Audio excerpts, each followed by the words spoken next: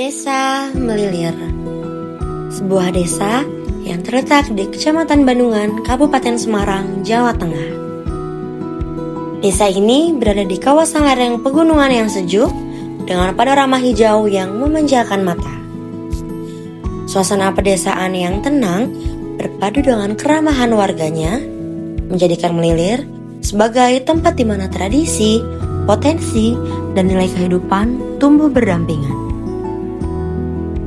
Setiap sudut desa ini menyimpan cerita yang menjadi bagian dari identitas Melilir hingga hari ini.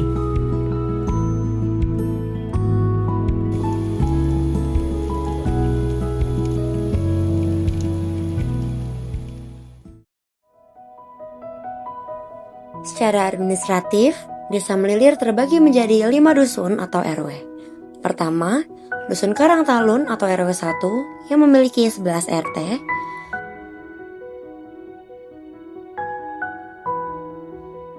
Kedua, Dusun Jurang Belik atau RW 2 dengan 8 RT. Ketiga, Dusun Kauman atau RW 3 dengan 5 RT.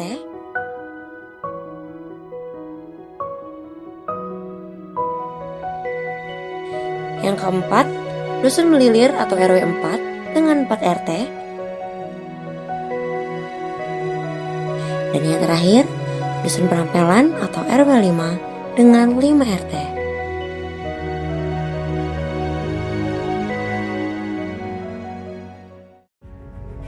Kelima dusun ini memiliki kekhasannya masing-masing, namun tetap menyatu dalam satu semangat gotong royong yang menjadi ciri utama Desa Melilir. Tidak hanya struktur desa yang tertata, Melilir juga menyimpan kekayaan budaya yang tetap dijaga dari generasi ke generasi.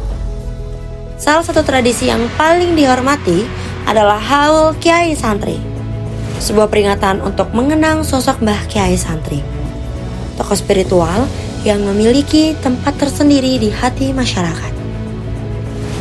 Tradisi ini tidak hanya menjadi momen doa bersama, tapi juga ruang untuk memperkuat rasa kebersamaan dan memperbarui nilai-nilai yang telah diwariskan.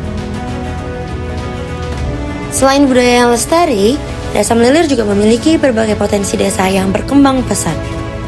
Perekonomian masyarakat didukung oleh sektor pertanian, peternakan, kerajinan, serta usaha mikro yang tersebar di berbagai dusun. Setiap potensi ini memiliki perannya masing-masing dalam menjaga roda perekonomian tetap berjalan. Beberapa UMKM dan usaha yang menjadi kebanggaan Desa Melilir antara lain kerajinan pipa rokok sebagai hasil keterampilan tangan warga yang dikenal hingga luar desa.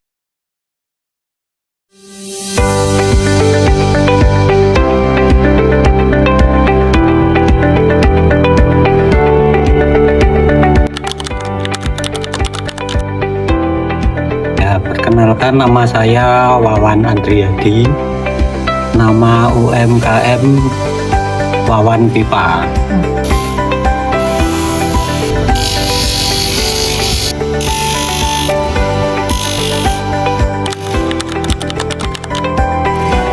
Khusus pipa. Cuman kan bahannya macam-macam. Bahan dari tulang sapi, terus tulang ikan, kayu, sungu, ya macam-macam kalau ada bahan.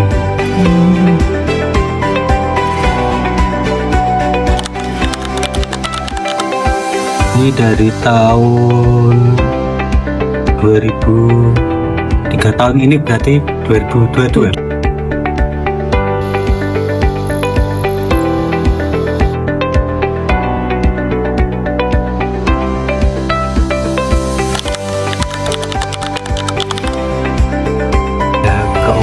Sih finishing ya, jadi finishingnya lebih halus.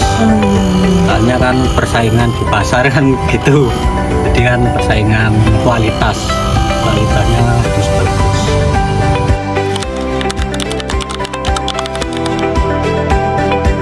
Proses produksi ya kalau dari pengepul tulang diambil terus dipotong pakai gergaji. Kalau yang mentah dibentuk awal, lanjut pengeboran, pengeboran nanti bentuk lagi baru finishing pakai gerinda 4 kali baru poles warna hijau.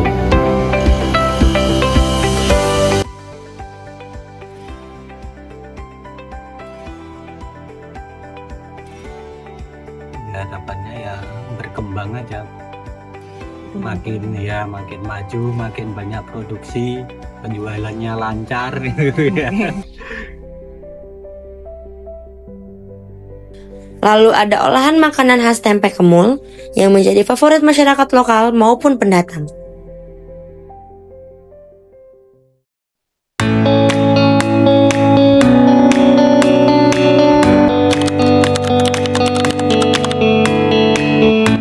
Nama saya Medandung, suami saya namanya Ulin Khairul Anam.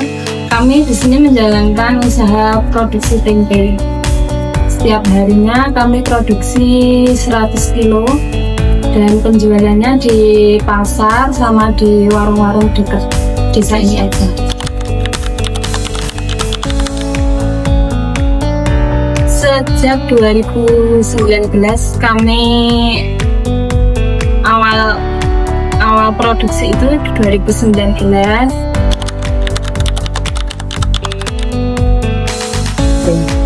Pertama perebusan, terus penggilingan, pencucian, peragian, terus itu ditiriskan dulu, bungkus lalu ditata.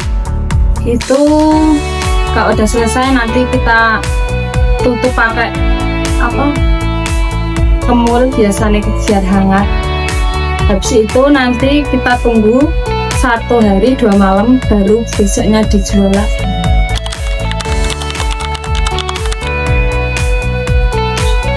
Dan bakunya cuma kedelai, ambilnya di Ambarawa, toko Pandawa.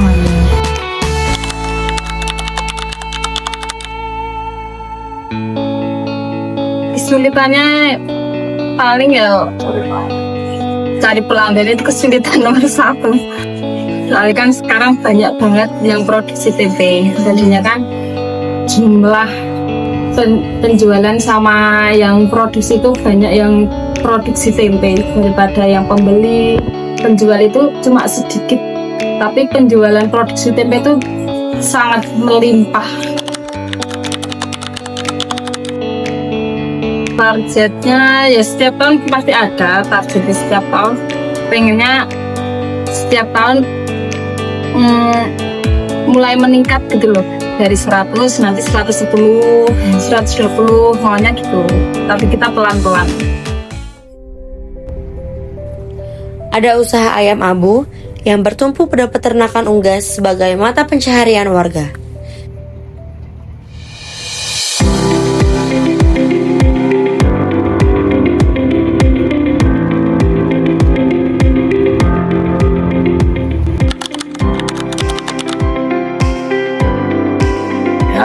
Nama saya Abu Hasan Kulkamar.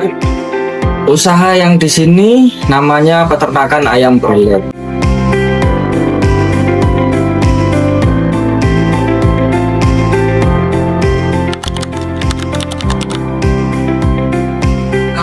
Jadi ayam utuh. Nanti kalau untuk masalah pemotongan dananya itu sudah ada sendiri. Kalau nggak salah 2024-an.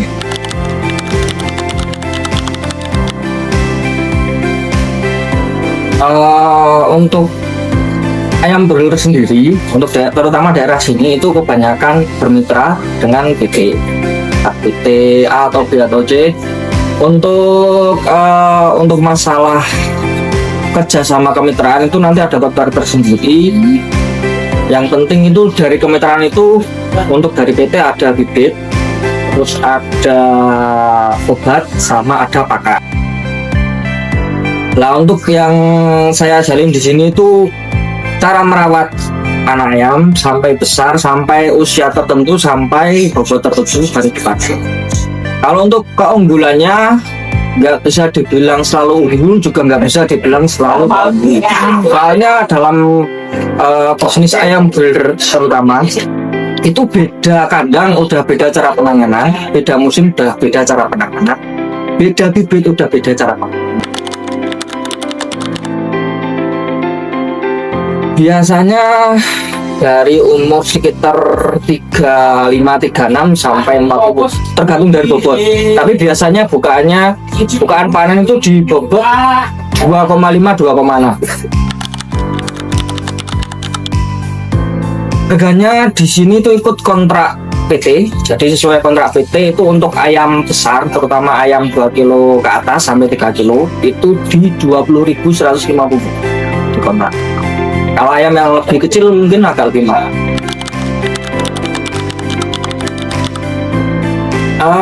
Karena ini udah ada ayam broiler, mungkin ada orang lain atau tetangga yang mungkin bisa ikut dalam ayam broiler atau enggak, masih dalam satu lingkup, entah itu menjadi penjual, entah jadi kapol dan lain sebagainya, agar terutama di dusun Jeramble itu banyak yang masih sedikit soalnya yang terjun ke dalam ayam broiler itu masih sedikit. Dan ada pula budidaya ikan basori lele yang mendukung kebutuhan pangan serta membuka lapangan usaha bagi masyarakat.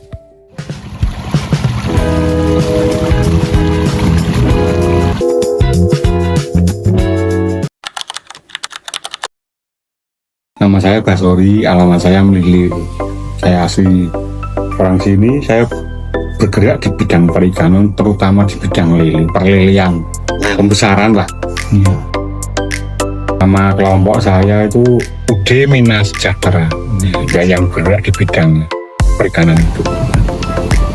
Ya awalnya saya pengen, katakanlah kita pengen mencari usaha lah ya, itu saya kok minat di bidang perikanan.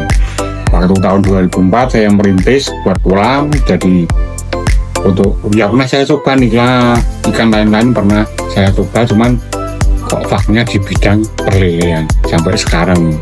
Dari segi keuntungan itu enakan lele karena debit airnya kan kadang kurang di sini. Saya petani lele cuman spesialis yang panen 1 kilo ke atas, 2 kilo, 3 kilo itu bukan untuk konsumsi pasar kayak Lamongan, itu bukan. Cuman saya masuknya yang paling banyak itu di asap. Kalau ukuran kolam itu bebas, cuman standar lele yang bagus untuk kolam lele itu ya standarnya ya nggak usah luas-luas, sekitar 6 kali 12 meter. Sistem saya itu yang kolam kecil, kadang-kadang kolam kecil ukuran 5x10 itu untuk penderan bibit. Jadi dari bibit kecil nanti dikasihkan kolam ke yang kecil itu sekitar umur 2 bulan sampai 3 bulan kita pindah ke kolam besar untuk diteruskan ke pembesaran itu. Kalau saya panennya aku hampir 10 bulanan baru panen. Kalau yang kecil itu kita harus pakai pakan pabrikan. Nah, kalau yang bibit itu harus pakai pakan pelet. Nanti kalau sudah ukuran umur 2 sampai 3 bulan itu kita ganti pakan alternatif. Jadi alternatif itu bisa dari pemotongan ayam, dari usus, dari bangkai. Itu sesudahnya seperti itu. Paling riskan itu kalau kita di musim kemarau. Karena di musim kemarau itu debit airnya kan kurang, kita pakai pakan limbah. Jadi kalau pakan limbah itu kita harus mengandalkan air. Kalau airnya kurang ya riskan juga. Lele besar, katakanlah kayak punya saya itu lele harganya stabil. Kalau yang 2 kilo itu harganya 16.000 di uang. Kalau 1 kilo ke bawah itu ya sekitar 15-an lah, minimal 15. Tapi kalau konsumsi bisa nyampe 19 untuk ukuran size 7 sampai 12 per kilo. Itu untuk Lamongan, untuk di ecerin di pasar. Dengan semangat gotong royong yang terus dijaga, masyarakat Melilir berusaha mempertahankan tradisi, mengembangkan potensi, dan mendorong kemajuan desa dari waktu ke waktu. Setiap langkah pembangunan dilakukan dengan harapan agar masa depan Desa Melilir semakin sejahtera dan berdaya. Inilah Desa Melilir, desa yang hidup dari sejarah, tumbuh bersama budaya, dan bergerak maju berkat potensi yang terus berkembang. Harmoni antara tradisi dan kemajuan inilah yang menjadi kekuatan terbesar Desa Melilir dan menjadi kebanggaan bagi setiap warganya.